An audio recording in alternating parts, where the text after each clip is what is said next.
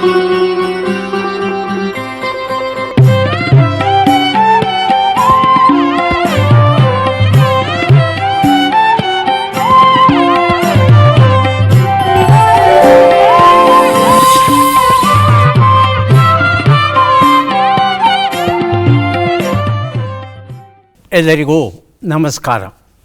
ಥಟ್ ಅಂತ ಹೇಳಿ ಕ್ವಿಜ್ ಕಾರ್ಯಕ್ರಮಕ್ಕೆ ತಮಗೆಲ್ಲ ಸ್ವಾಗತ. ನಮ್ಮ ಇಂದಿನ ಬದುಕು ಹೇಗಿದೆ ಅನ್ನೋದರ ಬಗ್ಗೆ ಒಂದು ಪಕ್ಷಿ ನೋಟವನ್ನು ಹರಿಸೋಣ. ಹೆಚ್ಚಿನ ಡಿಗ್ರಿಗಳು, ಹೆಚ್ಚೆಚ್ಚು ಗಳಿಕೆ, ನೆಮ್ಮದಿ ಮಾತ್ರ ಮರೀಚಿಕೆ. ಕೆಲಸಕ್ಕಾಗಿಯೇ ಬದುಕೋ, ಬದುಕಿಗಾಗಿ ಕೆಲಸವೋ ತಿಳಿಯದ ಸಂದಿಗ್ಧತೆ. ಎಲ್ಲರ ಕಾಳಜಿಯೆಡೆ ಲಕ್ಷ್ಯ, ಸ್ವಕಾಳಜಿ ಅಲಕ್ಷ್ಯ. ಪರಿಷ್ಕರಿಸಬೇಕಿದೆ ಜವಾಬ್ದಾರಿಗಳ ಅರಿವು ಮತ್ತು ಸಂಬಂಧಗಳ ತಿಳಿವು. ಬೇಕಿದೆ ವಿಚಾರಗಳಲ್ಲಿ ಸ್ಪಷ್ಟತೆ ಹಾಗೂ ಕಡಿಮೆ ವಿಷಾದಗಳಿಂದ ಬದುಕುವ ಜಾಗ್ರತೆ. ನೋಯಿಸಿದವರನ್ನೂ ಕ್ಷಮಿಸಿ, ನೆಲೆಸಿದವರನ್ನೂ ನಿತ್ಯ ನೆನೆಯಬೇಕಿದೆ. ನಾವಿದ್ದ ಹಾಗೆಯೇ ಒಪ್ಪಿಕೊಂಡು ನಮ್ಮನ್ನೇ ನಾವು ಪ್ರೀತಿಸಬೇಕಿದೆ. ಇದೆಲ್ಲವ ಸಾಧಿಸಲು ಓ ಮನಸ್ಸೇ ತುಸು ನಿಧಾನಿಸು, ತುಸು ನಿಧಾನಿಸು ಎನ್ನುವ ಈ ಮಂತ್ರವನ್ನು ಜಪಿಸಬೇಕಿದೆ ಅನ್ನೋ ಮಾತನ್ನು ಹೇಳ್ತಾರೆ ಡಾಕ್ಟರ್ ವಿರೂಪಾಕ್ಷ ದೇವರಮನೆ. ಓ ಮನಸ್ಸೇ ತುಸು ನಿಧಾನಿಸು ಸೊಗಸಾದ ವ್ಯಕ್ತಿ ವಿಕಸನದ ಕೃತಿ ಈಗ ಮಾರುಕಟ್ಟೆಯಲ್ಲಿ ದೊರೀತಾ ಇದೆ. ಓ ಮನಸ್ಸೇ ತುಸು ನಿಧಾನಿಸು, ನಿಧಾನಿಸು. ಎಲ್ಲಿ ತಾಳ್ಮೆ ಇರುತ್ತೋ, ಎಲ್ಲಿ ನಿಧಾನ ಇರುತ್ತೋ ಅದುವೇ ಬದುಕಿನ ಪ್ರಧಾನ ಅನ್ನೋ ಸತ್ಯವನ್ನು ಮರಿಬೇಡ. ಓ ಮನಸ್ಸೇ ತುಸು ನಿಧಾನಿಸು. ಸಣ್ಣ ಪುಟ್ಟ ಕಥೆಗಳ ಮೂಲಕ ಮನಸ್ಸಿಗೆ ಮುಟ್ಟುವ ಹಾಗೆ, ತಾಗುವ ಹಾಗೆ ಈ ಪುಸ್ತಕವನ್ನು ಬರೆದಿದ್ದಾರೆ. ಇಂಗ್ಲೀಷಲ್ಲಿ ವ್ಯಕ್ತಿ ವಿಕಸನಕ್ಕೆ ಸಂಬಂಧಪಟ್ಟಂಥ ನೂರಾರು ಪುಸ್ತಕಗಳು, ಸಾವಿರಾರು ಪುಸ್ತಕಗಳು ಸಿಗಬಹುದು. ಕನ್ನಡದಲ್ಲಿ ದುರ್ಲಭ ಅಂತಹ ಅಪರೂಪದ ಪುಸ್ತಕಗಳಲ್ಲಿ ಒಂದು ಓ ಮನಸ್ಸೇ ತುಸು ನಿಧಾನಿಸು. ಡಾಕ್ಟರ್ ವಿರೂಪಾಕ್ಷ ದೇವರಮನೆ ಅವರನ್ನು ಅಭಿನಂದಿಸ್ತಾ ಇವತ್ತಿನ ಕಾರ್ಯಕ್ರಮವನ್ನು ಆರಂಭಿಸ್ತಾ ಇದ್ದೇವೆ. ಸ್ಪರ್ಧಿಗಳ ಪರಿಚಯ. ಮೊದಲ ಸ್ಪರ್ಧಿ. ಎಲ್ಲರಿಗೂ ನಮಸ್ಕಾರ. ನನ್ನ ಹೆಸರು ವೀರೇಶ್ ಕೆ ಆರ್. ನಾನು ಹೊನ್ನಾಳಿ ದಾವಣಗೆರೆಯಿಂದ ಬಂದಿದ್ದೇನೆ. ವೃತ್ತಿಯಲ್ಲಿ KPTCL JE ಆಗಿ ರಟ್ಟೆಹಳ್ಳಿಯಲ್ಲಿ ಕೆಲಸ ಮಾಡ್ತಾಯಿದ್ದೀನಿ. ಪ್ರವಾಸ ಮತ್ತು ನಾಣ್ಯ ಸಂಗ್ರಹಣೆ ನನ್ನ ಹವ್ಯಾಸಗಳು. ವೀರೇಶ್ ಅವರಿಗೆ ಸ್ವಾಗತವನ್ನು ಕೋರ್ತಾ ಇದ್ದೇವೆ. ನಮ್ಮ ಮುಂದಿನ ಸ್ಪರ್ಧಿ. ಎಲ್ಲರಿಗೂ ನಮಸ್ಕಾರ. ನನ್ನ ಹೆಸರು ಲಾವಣ್ಯ ಕೆ ಭಟ್. ನಾನು ಬೆಂಗಳೂರಿನಿಂದ ಬಂದಿದ್ದೇನೆ. ಖಾಸಗಿ ಕಂಪನಿಯೊಂದರಲ್ಲಿ ಉದ್ಯೋಗವನ್ನು ನಿರ್ವಹಿಸುತ್ತಿದ್ದೇನೆ. ನನ್ನ ಹವ್ಯಾಸಗಳು ಪ್ರವಾಸಕ್ಕೆ ಹೋಗುವುದು ಮತ್ತು ಪುಸ್ತಕವನ್ನು ಓದುವುದು. ಲಾವಣ್ಯ ಕೆ ಭಟ್ ಅವರಿಗೆ ಸ್ವಾಗತವನ್ನು ಕೋರ್ತಾ ಇದ್ದೇವೆ. ನಮ್ಮ ಮೂರನೆಯ ಸ್ಪರ್ಧಿ. ಎಲ್ಲರಿಗೂ ನಮಸ್ಕಾರ. ನನ್ನ ಹೆಸರು ವಿನಯ್. ನಾನು ಮೂಲತಃ ದಾವಣಗೆರೆ ಜಿಲ್ಲೆ ಚನ್ನಗಿರಿ ತಾಲೂಕು ಚಿಕ್ಕಗಂಗೂರು ಗ್ರಾಮದವನು. ಪ್ರಸ್ತುತ ಬೆಂಗಳೂರಿನಲ್ಲಿ ಬಹುರಾಷ್ಟ್ರೀಯ ಸಂಸ್ಥೆಯೊಂದರಲ್ಲಿ ಇಂಜಿನಿಯರ್ ಆಗಿ ಕೆಲಸ ಮಾಡ್ತಿದ್ದೇನೆ. ನನ್ನ ಹವ್ಯಾಸಗಳು ಪುಸ್ತಕವನ್ನು ಓದುವುದು, ಸಂಗೀತವನ್ನು ಆಲಿಸುವುದು. ವಿನಯ್ ಅವರಿಗೆ ಸ್ವಾಗತವನ್ನು ಕೋರ್ತಾ ಇದ್ದೇವೆ. ಮೂವರು ಸಿದ್ಧವಾಗಿದ್ದರೆ ಕಾರ್ಯಕ್ರಮ ಆರಂಭಿಸೋಣ. ಮೊದಲಿಗೆ ನಿಯಮಗಳನ್ನು ಒಮ್ಮೆ ನೋಡಿಬಿಡೋಣ. ಒಟ್ಟು 10 ಪ್ರಶ್ನೆಗಳು. ಮೊದಲು ಬಜರ್ ಒತ್ತಿದವರಿಗೆ ಉತ್ತರ ನೀಡುವ ಅವಕಾಶ. ಪ್ರತಿ ಸರಿ ಉತ್ತರಕ್ಕೆ ಒಂದು ಪುಸ್ತಕ ಬಹುಮಾನ.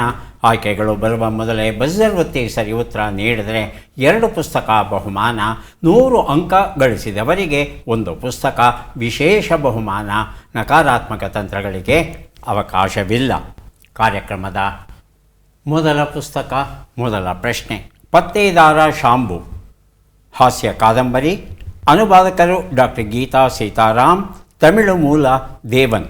ನಮ್ಮ ಪ್ರಶ್ನೆ ಈಗ ಬಂತು.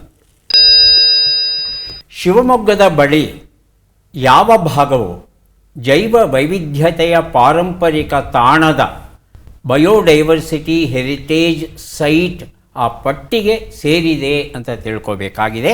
ಆಯ್ಕೆಗಳನ್ನು ನೋಡೋಣ. ಅಂಬಾರಗುಡ್ಡ, ಕಪ್ಪತಗುಡ್ಡ, ಜೂರಿ ಬೆಟ್ಟ,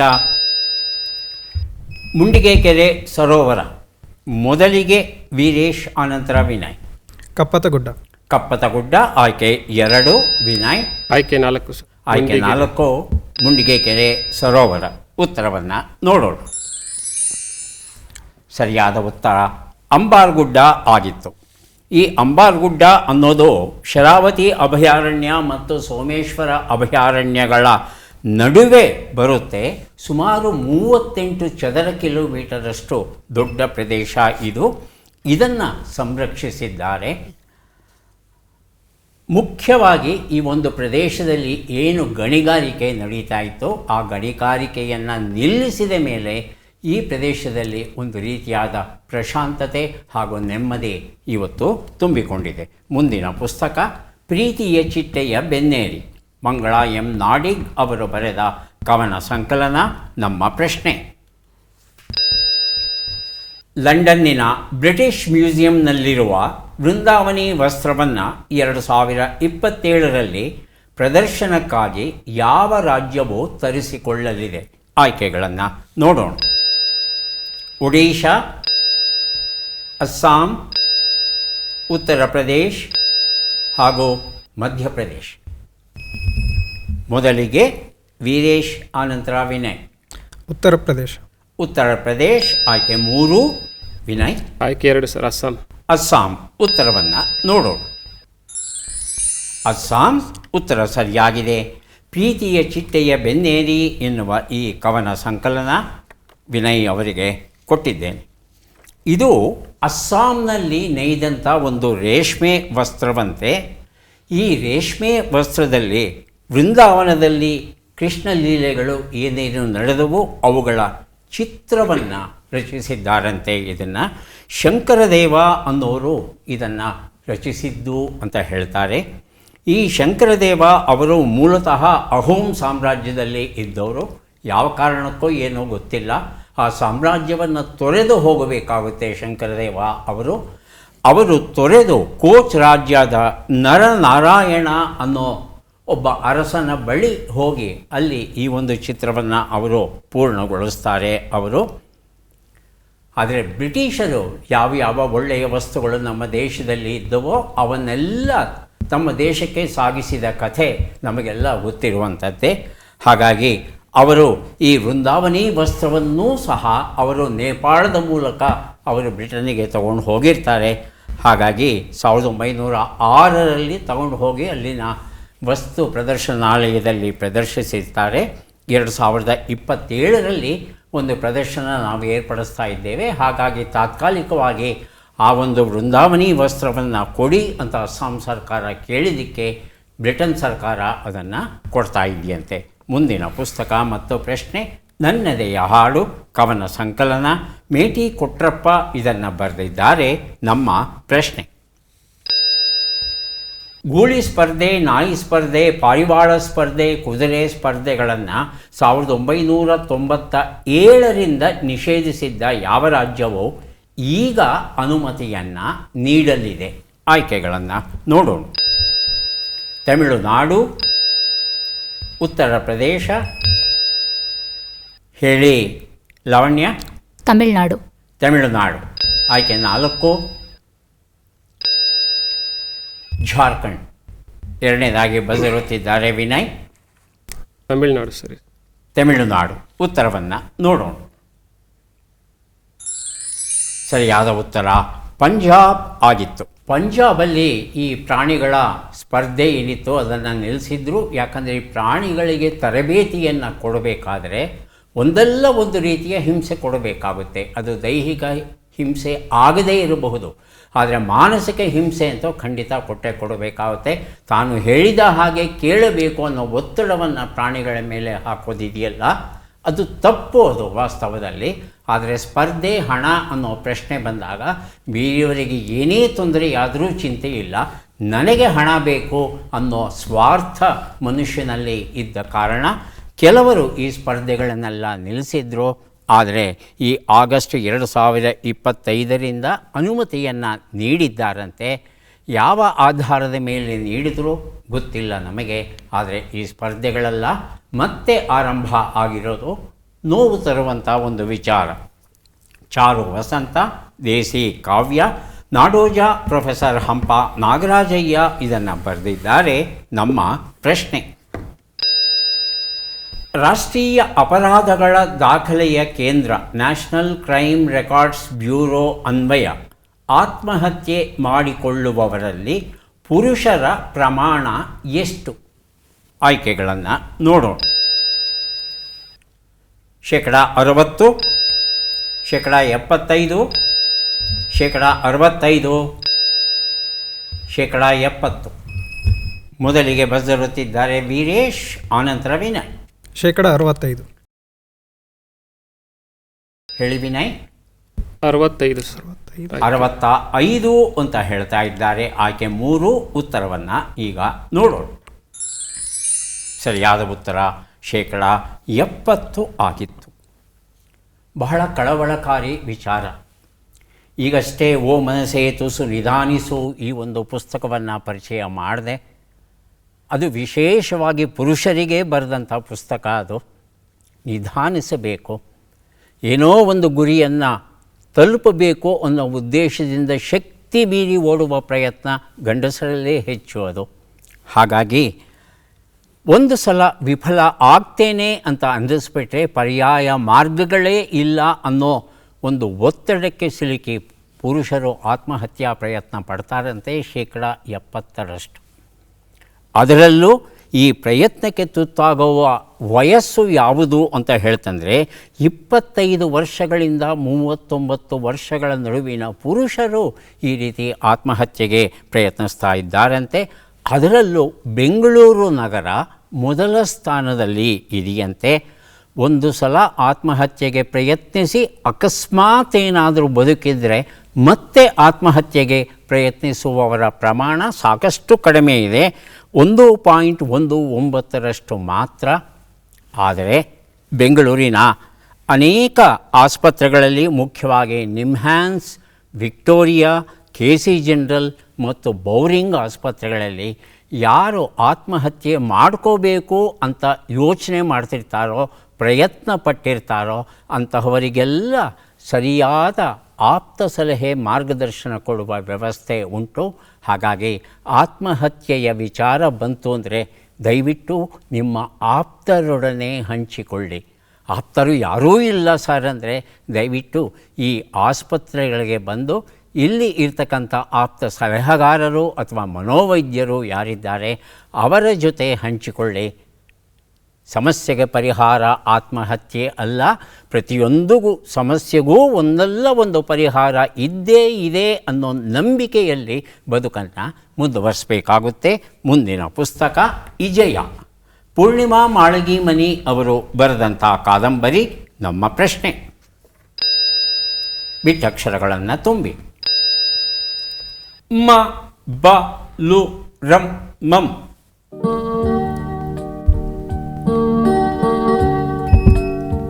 ಬಜರುತ್ತಿದ್ದಾರೆ ವಿನಯ್. ನಮ್ಮ ಬಯಲು ರಂಗಮಂಟಪ. ನಮ್ಮ ಬಯಲು ರಂಗಮಂಟಪ. ರಂಗಮಂಟಪ. ಇನ್ಯಾರಾದರೂ ಉತ್ತರ ಕೊಡೋರಿದ್ದೀರಾ? ಹೇಳಿ ವೀರೇಶ್. ನಮ್ಮ ಬಯಲು ರಂಗ ಮಂದಿರ. ಮಂದಿರ, ರಂಗಮಂಟಪ, ರಂಗಮಂದಿರ. ಲಾವಣ್ಯ, ಉತ್ತರವನ್ನು ನೋಡೋಣ. ನಮ್ಮ ಬಯಲು ರಂಗಮಂದಿರ ಅನ್ನೋದು ಸರಿಯಾದ ಉತ್ತರ. ಆದರೆ ರಂಗಮಂಟಪ ಅಂದರೆ ತಪ್ಪೇನೂ ಆಗೋದಿಲ್ಲ. ಅಕ್ಷರಗಳ ನಿಯಮದ ಅನ್ವಯ ಜೊತೆಗೆ ಅರ್ಥದ ಅನ್ವಯ ಅಂತ ದೊಡ್ಡ ವ್ಯತ್ಯಾಸ ಇಲ್ಲದೆ ಇರೋ ಕಾರಣ ಮೊದಲು ಉತ್ತರ ಕೊಟ್ಟಂಥ ವಿನಯ್ ಅವರಿಗೆ ಇಜಯ ಎನ್ನುವ ಈ ಒಂದು ಕಾದಂಬರಿಯನ್ನು ಕೊಡ್ತಾ ಇದ್ದೇವೆ. ನೆಟ್ ನೋಟ, ಸುಧೀಂದ್ರ ಹಾಲ್ದೊಡ್ಡೇರಿ ಅವರು ಬರೆದಂಥ ಪುಸ್ತಕ. ನಮ್ಮ ಪ್ರಶ್ನೆ: ಈ ಕೆಳಗಿನ ಲೆಕ್ಕಗಳನ್ನು ಪೂರ್ಣಗೊಳಿಸಿ ಉತ್ತರಗಳನ್ನೆಲ್ಲ ಕೂಡಿ ಅಂತಿಮ ಉತ್ತರವನ್ನು ನೀಡಿ. ಲೆಕ್ಕಗಳು ಈಗ ಬಂದಿದೆ. 79 ಕೂಡು 45, 93 ಕಳೆ 37, 12 ಗುಣಿಸು 19, 150 ಭಾಗಿಸು 5.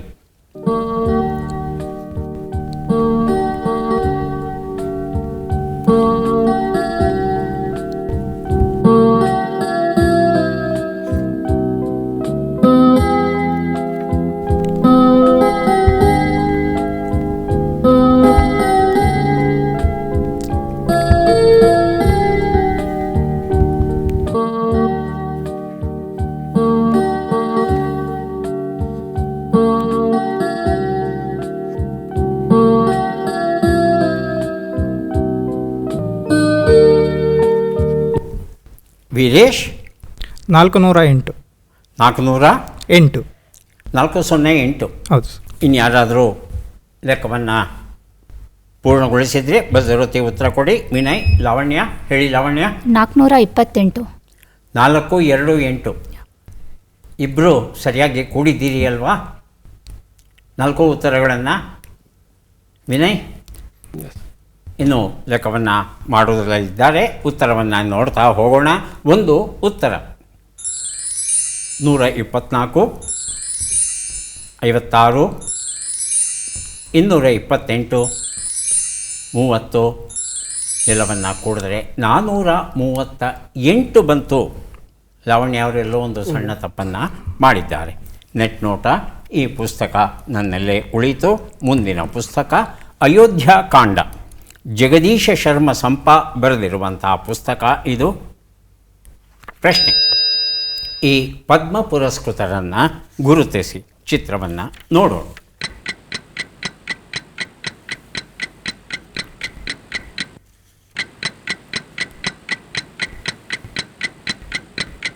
ಆಯ್ಕೆಗಳನ್ನು ನೋಡೋಣ.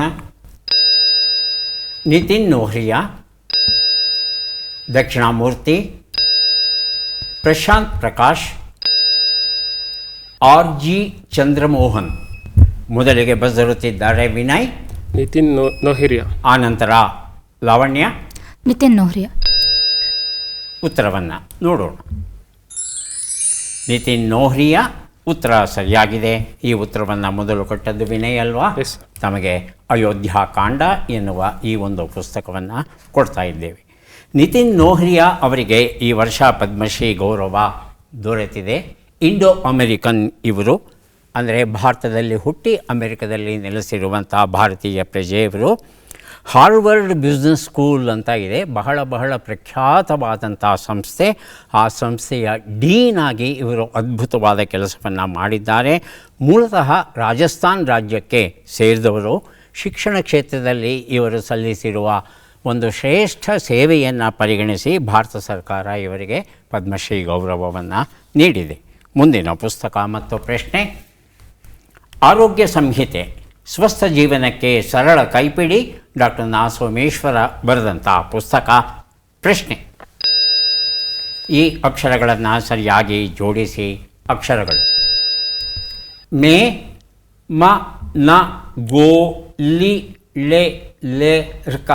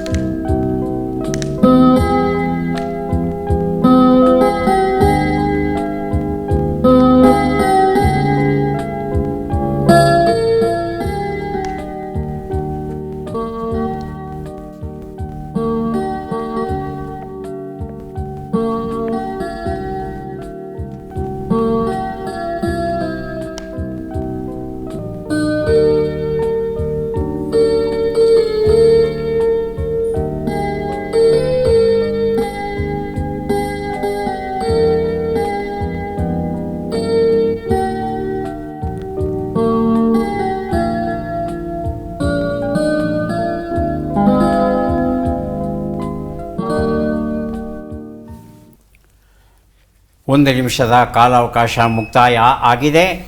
ವಿನಯ್ ಬಜರ್ ಒತ್ತಿದ್ದಾರೆ. ಮನಗೋಳಿಲ್ಲಿ ಮೇಲೇರ್ಕ. ಅರ್ಥ ಆಗಲಿಲ್ಲಪ್ಪ ನನಗೆ. ಲಾವಣ್ಯ, ವೀರೇಶ್ ಉತ್ತರವನ್ನು ನೋಡೋಣ. ಗೋರ್ಕಲ್ಲಿನ ಮೇಲೆ ಮಳೆ ಸುರಿದಂತೆ ಸರ್ವಜ್ಞ. ಸರ್ವಜ್ಞನ ವಚನಗಳು ನೋಡಿಲ್ಲ. ಹಿಂದೆ ಬಾಲ್ಯದಲ್ಲಿ ಓದಿದರೆ ನೆನಪು ಬರುತ್ತೆ. ಓದಿದ್ದೀರಾ? ಓದಿಲ್ಲ ಅಂದರೆ ಏನೂ ತಡ ಆಗಿಲ್ಲ, ಈಗಲೂ ಓದಬಹುದು. ಅದ್ಭುತವಾದ ಜ್ಞಾನ ಸಂಪತ್ತು ಒಳಗೊಂಡಿರುವಂಥದ್ದು ಸರ್ವಜ್ಞನ ವಚನಗಳು. ಈಗ 3 ಪುಸ್ತಕಗಳನ್ನು ಕೊಡೋದಕ್ಕೆ ನಾವಂತೂ ಸಿದ್ಧವಾಗಿದ್ದೇವೆ. ಪದಬಂಧ ಬಂದಿದೆ. ಸುಳುಹುಗಳನ್ನು ನೋಡೋಣ. ಕಾವಲು ಸೈನ್ಯ, ತಿನ್ನುವುದು, ದನದಲ್ಲಿ ಮುಖ.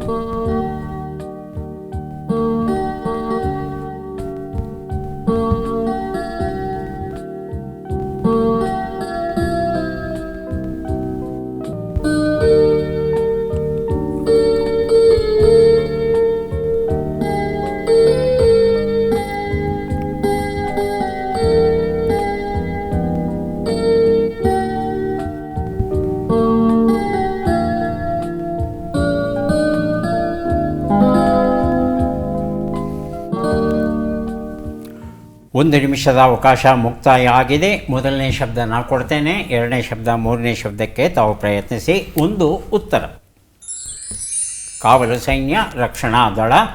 2 ಉತ್ತರ ತಿನ್ನುವುದು. ಹೇಳಿ ವೀರೇಶ್. ಭಕ್ಷಣೆ. ವಿನಯ್, ಲಾವಣ್ಯ, ಅದೇ ಉತ್ತರ ಸರ್. ಅದೇ ಉತ್ತರವಾ? ಉತ್ತರವನ್ನು ನೋಡೋಣ. ಭಕ್ಷಣೆ, ಭಕ್ಷಣ ಉತ್ತರ ಸರಿಯಾಗಿದೆ. ನೊಬೆಲ್ ವಿಜೇತ ನವತಾರೆಯರು ಎನ್ನುವ ಪುಸ್ತಕ ಅಂಬಿಕಾರಾವ್ ಬರೆದಿದ್ದಾರೆ. ವೀರೇಶ್ ಅವರಿಗೆ ಕೊಟ್ಟಿದ್ದೇನೆ. 3 ಉತ್ತರ. ಮೊದಲಿಗೆ ಬರೆದಿರುತ್ತಿದ್ದಾರೆ ವಿನಯ್, ಆನಂತರ ವೀರೇಶ್, ಕೊನೆಯಲ್ಲಿ ಲಾವಣ್ಯ. ವಿನಯ್. ವದನ. ವಾ ದಾನ. ವದನ. ವದನ. ಹೌದಾ? ವದನ. ವೀರೇಶ್. ಸರಿಯಾಗಿದೆ ಸರ್. ಅದೇ ಉತ್ತರವಾ? ಲಾವಣ್ಯ. ವದನ. ಉತ್ತರವನ್ನು ನೋಡು. ವದನ ಉತ್ತರ ಸರಿಯಾಗಿದೆ. ಸಂಜೆ ಸುರಿದ ಮಳೆ ಕವನ ಸಂಕಲನ ಸರ್ವಮಂಗಳ ಜಯರಾಮ್ ಬರೆದಂತಹ ಪುಸ್ತಕ ವಿನಯ್ ಅವರಿಗೆ ಕೊಟ್ಟಿದ್ದೇವೆ. ಈಗ ಬಂದಿದ್ದೇವೆ ಕಾರ್ಯಕ್ರಮದ ಕೊನೆಯ ಘಟ್ಟಕ್ಕೆ. ಚಟ್ಪಟ್ ಚಿಂಕುರುಳಿ. 5 ಪ್ರಶ್ನೆಗಳು. ಮೊದಲ ಅವಕಾಶ ವೀರೇಶ್ ಅವರಿಗೆ ದೊರೀತಾ ಇದೆ. ಸಿದ್ಧವಾಗಿದ್ದೀರಾ? ಮೊದಲ ಪ್ರಶ್ನೆ. ಎದೆಯ ಮೇಲಿನ ಭಾರ ಇಳಿ ಎಂಬ ನುಡಿಗಟ್ಟಿನ ಅರ್ಥವೇನು? ಹೊಣೆಗಾರಿಕೆಯು ಕಡಿಮೆಯಾಗು, ಹೊಣೆಗಾರಿಕೆಯು ಹೆಚ್ಚಾಗು. ಹೊಣೆಗಾರಿಕೆಯು ಕಡಿಮೆಯಾಗು. ಮುಂದಿನ ಪ್ರಶ್ನೆ. ದುಃಖ, ಉಮ್ಮಳ ಎಂಬ ಅರ್ಥವನ್ನು ಕೊಡುವ ಶಬ್ದ ಯಾವುದು? ಖೇದ, ಕೇಪೆ. ಖೇದ. ಮುಂದಿನ ಪ್ರಶ್ನೆ. ದುರ್ವಾಸರು 60,000 ಶಿಷ್ಯರ ಜೊತೆಯಲ್ಲಿ ಬಂದಾಗ ರಾಮನು ಅವರನ್ನು ಯಾರ ನೆರವಿನಿಂದ ಸತ್ಕರಿಸಿದ? ಕಾಮಧೇನು, ಕಲ್ಪವೃಕ್ಷ, ಹನುಮಂತ, ವಿಭೀಷಣ. ಕಾಮಧೇನು, ಕಲ್ಪವೃಕ್ಷ. ಮುಂದಿನ ಪ್ರಶ್ನೆ. ಈ ಗಾದೆಯನ್ನು ಪೂರ್ಣಗೊಳಿಸಿ. ಕತ್ತಲೆ ಕೋಣೆಯಲ್ಲಿ ಕಣ್ಣಿ ಕಟ್ಟಿಬಿಡು. ಮುಂದಿನ ಪ್ರಶ್ನೆ. ಈ ಒಗಟನ್ನು ಬಿಡಿಸಿ. ಅಂಗೈಯನ್ನು ಕೊಟ್ಟರೆ ಮುಂಗೈಯನ್ನೂ ನುಂಗುತ್ತೆ.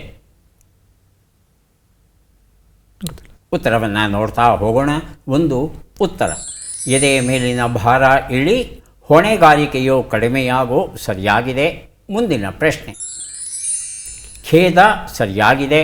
3ನೇ ಪ್ರಶ್ನೆಗೆ ಉತ್ತರ ಕಾಮಧೇನು, ಕಲ್ಪವೃಕ್ಷ ಸರಿಯಾಗಿದೆ. 4ನೇ ಪ್ರಶ್ನೆಗೆ ಉತ್ತರ ಕತ್ಲೆ ಕೋಣೆಯಲ್ಲಿ ಕರಿಬೆಕ್ಕು ಕೂತಂತೆ. 5ನೇ ಪ್ರಶ್ನೆಗೆ ಉತ್ತರ ಬಳೆ ಆಗಿತ್ತು. 3 ಪ್ರಶ್ನೆಗಳಿಗೆ ತಾವು ಸರಿಯಾದ ಉತ್ತರ ಕೊಟ್ಟಿದ್ದೀರಿ. 3 ಪುಸ್ತಕಗಳನ್ನು ತಮಗೆ ಕೊಡ್ತಾ ಇದ್ದೇವೆ. ಈಗ ಲಾವಣ್ಯ ಅವರಿಗೆ ಅವಕಾಶ ಬರ್ತಾ ಇದೆ. ಸಿದ್ಧವಾಗಿದ್ದೀರಾ? ಮೊದಲ ಪ್ರಶ್ನೆ. ಬುಸುಗುಡು ಎಂಬ ನುಡಿಗಟ್ಟಿನ ಅರ್ಥವೇನು? ಕೋಪಗೊಳ್ಳು, ಹೆದರಿಸು. ಕೋಪಗೊಳ್ಳು. ಮುಂದಿನ ಪ್ರಶ್ನೆ. ದನಕರು, ಜಾನುವಾರು ಎಂಬ ಅರ್ಥವನ್ನು ಕೊಡುವ ಶಬ್ದ ಯಾವುದು? ಗಂಟಿ, ಒಂಟಿ. ಗಂಟಿ. ಮುಂದಿನ ಪ್ರಶ್ನೆ. ಮಹಾಭಾರತದ ದುಶ್ಯಲೆ ಯಾರ ಹೆಂಡತಿ? ಅಶ್ವತ್ಥಾಮ, ಜಯದ್ರಥ. ಜಯದ್ರಥ. ಮುಂದಿನ ಪ್ರಶ್ನೆ. ಈ ಗಾದೆಯನ್ನು ಪೂರ್ಣಗೊಳಿಸಿ. ಸರ್ಪದ ನೆರಳಲ್ಲಿ ಕಾವಲು ಕೂತಂತೆ. ಮುಂದಿನ ಪ್ರಶ್ನೆ. ಈ ಒಗಟನ್ನು ಬಿಡಿಸಿ. ಹಂಚಿಕಡ್ಡಿ ಕಾಯಿಯ ತುಂಬ ರಾಗಿ. ಬೆಂಕಿ ಪೆಟ್ಟಿಗೆ. ಬೆಂಕಿ ಪೆಟ್ಟಿಗೆ. ಉತ್ತರವನ್ನು ನೋಡ್ತಾ ಹೋಗೋಣ. 1 ಉತ್ತರ. ಬುಸುಗುಡು, ಕೋಪಗೊಳ್ಳು ಸರಿಯಾಗಿದೆ. 2ನೇ ಪ್ರಶ್ನೆಗೆ ಉತ್ತರ ಗಂಟಿ ಸರಿಯಾಗಿದೆ. 3ನೇ ಪ್ರಶ್ನೆಗೆ ಉತ್ತರ ಜಯದ್ರಥ ಸರಿಯಾಗಿದೆ. 4ನೇ ಪ್ರಶ್ನೆಗೆ ಉತ್ತರ ಸರ್ಪದ ನೆರಳಲ್ಲಿ ಕಪ್ಪೆ ಇದ್ದಂತೆ ಸರಿಯಾದ ರೂಪ. 5ನೇ ಪ್ರಶ್ನೆಗೆ ಉತ್ತರ ಇದು ಸಾಸಿವೆಯ ವರ್ಣನೆ ಆಗಿತ್ತು. 3 ಪ್ರಶ್ನೆಗಳಿಗೆ ಸರಿಯಾದ ಉತ್ತರ ಕೊಟ್ಟಿದ್ದಾರೆ ಲಾವಣ್ಯ ಅವರು. 3 ಪುಸ್ತಕಗಳನ್ನು ಅವರಿಗೆ ಕೊಡ್ತಾ ಇದ್ದೇವೆ. ಈಗ ಅವಕಾಶ ವಿನಯ್ ಅವರಿಗೆ ಬರ್ತಾ ಇದೆ. ವಿನಯ್, ಆರಂಭಿಸಬಹುದಾ? ಮೊದಲ ಪ್ರಶ್ನೆ. ಮೆಲುಕು ಹಾಕು ಎಂಬ ನುಡಿಗಟ್ಟಿನ ಅರ್ಥವೇನು? ತಿಂದದ್ದನ್ನು ಜೀರ್ಣಿಸಿಕೋ, ಹಳೆಯದನ್ನು ನೆನಪಿಸಿಕೋ. ಹಳೆಯದನ್ನು ನೆನಪಿಸಿಕೊ. ಮುಂದಿನ ಪ್ರಶ್ನೆ. ಗೋಮೂತ್ರ ಎಂಬ ಅರ್ಥವನ್ನು ಕೊಡುವ ಶಬ್ದ ಯಾವುದು? ಗಂಜು, ಗುಂಜು. ಗಂಜು. ಮುಂದಿನ ಪ್ರಶ್ನೆ. ದುಷ್ಯಂತನ 2ನೆಯ ಹೆಂಡತಿ ಶಾಕುಂತಲೆ. ಮೊದಲನೆಯ ಹೆಂಡತಿಯ ಹೆಸರೇನು? ಲಾಕ್ಷಿ, ವಿಶಾಲಾಕ್ಷಿ. ಲಾಕ್ಷಿ. ಮುಂದಿನ ಪ್ರಶ್ನೆ. ಈ ಗಾದೆಯನ್ನು ಪೂರ್ಣಗೊಳಿಸಿ. ಕಪಿಯು ತಾನು ತಿಂದು ಬೇರೆಯವರಿಗೆ. ಮುಂದಿನ ಪ್ರಶ್ನೆ, ಈ ಒಗಟನ್ನು ಬಿಡಿಸಿ ತುಂಬಿಗೆರೆ, ಅರೆಗೆರೆ, ಬರಿಗೆರೆ. ಉತ್ತರವನ್ನು ನೋಡ್ತಾ ಹೋಗೋಣ. ಒಂದು, ಉತ್ತರ ಮೆಲುಕು ಹಾಕು, ಹಳೆಯದನ್ನು ನೆನಪಿಸಿಕೋ, ಸರಿಯಾಗಿದೆ. 2, ಉತ್ತರ ಗಂಜು, ಸರಿಯಾಗಿದೆ. 3ನೇ ಪ್ರಶ್ನೆಗೆ ಉತ್ತರ ಲಾಕ್ಷಿ, ಸರಿಯಾಗಿದೆ. 4ನೇ ಪ್ರಶ್ನೆಗೆ ಉತ್ತರ ಕಪಿಯು ಕಜ್ಜಾಯವನ್ನು ಹಂಚಿದ ಹಾಗೆ. 5ನೇ ಪ್ರಶ್ನೆಗೆ ಉತ್ತರ ಇದು ಎಳನೀರು, ತೆಂಗಿನಕಾಯಿ, ಗಿಟುಕು, ಅದರಲ್ಲಿ ಇರುವ ನೀರಿನ ಪ್ರಮಾಣವನ್ನು ಅನುಸರಿಸಿ ಈ ಒಗಟನ್ನು ರೂಪಿಸಿದ್ದಾರೆ. ಎಷ್ಟು? 3 ಪ್ರಶ್ನೆಗಳಿಗೆ ಸರಿಯಾದ ಉತ್ತರ ಕೊಟ್ಟಿದ್ದೀರಿ. 3 ಪುಸ್ತಕಗಳನ್ನು ತಮಗೆ ಕೊಡ್ತಾ ಇದ್ದೇವೆ. ಯಾರಿಗೆ ಎಷ್ಟು ಪುಸ್ತಕ ಬಂದಿದೆ ಅದನ್ನು ನೋಡುವ ಕ್ಷಣ ಈಗ ಬಂತು. ವೀರೇಶ್ ಅವರಿಗೆ 4 ಪುಸ್ತಕ, ಲಾವಣ್ಯ ಅವರಿಗೆ 3 ಹಾಗೂ ವಿನಯ್ ಅವರಿಗೆ 7 ಪುಸ್ತಕ ದೊರೆತಿವೆ. ನಿಮ್ಮ ನೆಚ್ಚಿನ ಥಟ್ ಅಂತ ಹೇಳಿ ಕ್ವಿಜ್ ಕಾರ್ಯಕ್ರಮ 5,000 ಕಂತುಗಳನ್ನು ಮೂಡ್ತಾ ಇದೆ. ಅದಕ್ಕಾಗಿ ವಿಶೇಷ ಕಾರ್ಯಕ್ರಮ ಏರ್ಪಡಿಸಿದ್ದೇವೆ. ಯಾವತ್ತು? ಅಕ್ಟೋಬರ್ 11ರಂದು. ಸ್ಥಳ GKVK, ಬೆಂಗಳೂರಿನ ಗಾಂಧಿ ಕೃಷಿ ವಿಜ್ಞಾನ ಕೇಂದ್ರದಲ್ಲಿ ಇರತಕ್ಕಂಥ ಡಾಕ್ಟರ್ ಬಾಬು ರಾಜೇಂದ್ರ ಪ್ರಸಾದ್ ಸಭಾಂಗಣದಲ್ಲಿ. ಆ ಕಾರ್ಯಕ್ರಮದಲ್ಲಿ ತಾವೂ ಭಾಗಿಗಳಾಗಬೇಕು. ಅಲ್ಲಿ ನಡೆಸುವ ಥಟ್ ಅಂತ ಹೇಳಿ ಕ್ವಿಜ್ ಸ್ಪರ್ಧೆಯಲ್ಲಿ ತಾವೂ ಸಹ ಭಾಗವಹಿಸಬೇಕು ಅನ್ನೋದು ನಮ್ಮ ಆಸೆ. ಹಾಗಾಗಿ ತಪ್ಪದೆ ಕಾರ್ಯಕ್ರಮಕ್ಕೆ ಬರಬೇಕು ಅಂತ ಈ ಮೂಲಕ ತಮ್ಮಲ್ಲಿ ಪ್ರಾರ್ಥಿಸ್ತಾ ಇದ್ದೇವೆ. ಬರ್ತೀರಿ ಅಲ್ವಾ? ಖಂಡಿತ ಕಾಯ್ತಾ ಇರ್ತೀವಿ. ಮತ್ತೆ ಭೇಟಿಯಾಗೋಣ. ನಮಸ್ಕಾರ.